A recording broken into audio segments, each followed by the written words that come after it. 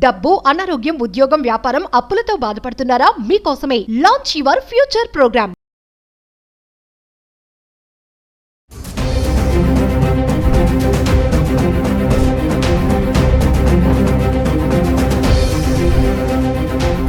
Suman TV ప్రేక్షకులకు నమస్కారం. Gold రేట్లు పెరగనున్నాయా, తగ్గనున్నాయా? ఈ ప్రశ్న ప్రతిరోజు మనం వేసుకుంటున్నదే.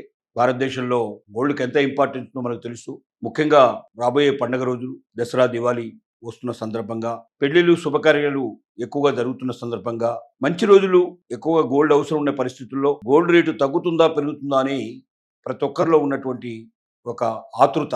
ఈ ఆతృతని మనం కొంచెం జాగ్రత్తగా ప్రపంచ పరిస్థితులు పరిశీలించినట్టయితే గోల్డ్ రేటు పెరగడానికి అవకాశాలు ఎక్కువ కనబడుతున్నాయి. రాబోయే 2-3 నెలలు, నవంబరు, డిసెంబర్ వరకు కూడా రేట్లు పెరిగే లక్షణాలే కనబడుతున్నాయి, కానీ తగ్గే లక్షణాలు పెద్దగా లేవు. తగ్గినా 1-2 రోజులు ఏవైనా తగ్గి మళ్ళీ వెంటనే పుంజుకునే అవకాశాలు ఎక్కువ కనబడుతున్నాయి. దానికి కారణాలు ఏమిటంటే, ముఖ్యంగా సెంట్రల్ బ్యాంక్స్ ఏవైతే ఉన్నాయో, అంటే ఒక్కొక్క దేశానికి ఒక్కొక్క బ్యాంకు ఆ ప్రభుత్వ లావాదేవీలన్నీ జరుపుకోవడానికి ఉండే బ్యాంకుని సెంట్రల్ బ్యాంక్ అంటారు. అలాగా చైనీస్ సెంట్రల్ బ్యాంకు ఈ మధ్యకాలంలో ఎక్కువగా గోల్డ్ కొని నిల్వ చేసుకునే ప్రయత్నం చేస్తోంది. గతంలో ఉన్నటువంటి నిబంధనలు, అంటే ఇంపోర్ట్ చేసుకోవడానికి కానీ ఎక్స్పోర్ట్ చేయడానికి కానీ చాలా కఠినమైన నిబంధనలు గోల్డ్కి చైనా ప్రభుత్వం విధించింది. దాన్ని సరళీకృతం చేస్తోంది. ఆ కఠినమైన నిబంధనల నుంచి సరళమైన నిబంధనల వైపు చైనా మొగ్గుతోంది. అంటే ఎక్కువగా గోల్డ్ని ఇంపోర్ట్ చేసుకోవడానికి వీలుగా అవకాశాలని కల్పిస్తోంది. అంటే ఎక్కువగా మరి గోల్డ్ని ఇంపోర్ట్ చేసుకోవడానికి అవకాశం కల్పించినప్పుడు చైనాలోకి ఉధృతంగా గోల్డ్ రావడానికి అవకాశం ఉంది. చైనా ప్రభుత్వం ఎక్కువగా కొనుక్కొని పెట్టుకోవడానికి అవకాశం ఉంది. అలాగే చైనా ప్రజలు కూడా ఎక్కువగా దాన్ని వాడడానికి అవకాశం ఉంది. దాని ప్రభావం కూడా అన్ని దేశాల మీద, బంగారం మీద ఉండే అవకాశం ఉంది. బంగారానికి రేటు కొంచెం పెరగడానికి పాజిబిలిటీస్ ఉంది. అలాగే ట్రంప్ యూరోపియన్ దేశాలకు సంబంధించిన సమ్మిట్లో మన మోడీ గారు పాల్గొనలేదు. కానీ ప్రొఫెసర్ జయశంకర్ మన దేశం నుంచి విదేశాంగ మరి ఆయన శాఖ చూస్తున్నారు. ఆయన అక్కడ ప్రత్యేకంగా పాల్గొన్నారు.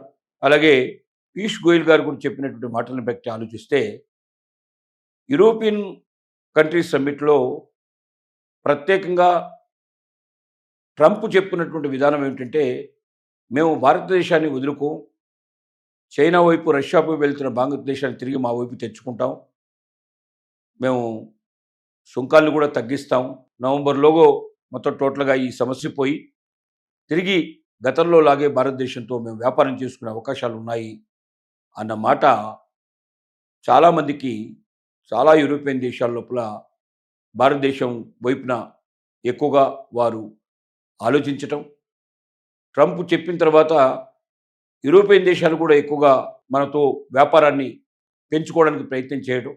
అలాగే మన సెంట్రల్ బ్యాంకు, అంటే మనకున్నటువంటి రిజర్వ్ బ్యాంక్ ఆఫ్ ఇండియాని మనం సెంట్రల్ బ్యాంక్ ఇక్కడ గుర్తిస్తాం.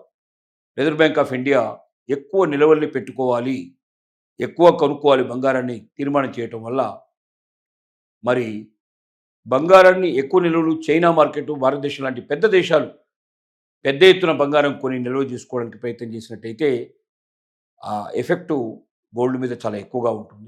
అలాగే మరి మనకు ఏదైతే ఇప్పుడు డాలర్ ఉందో, ఆ డాలర్ కూడా దాని యొక్క విలువ క్షీణించిపోయే పరిస్థితులు కనబడుతున్నాయి.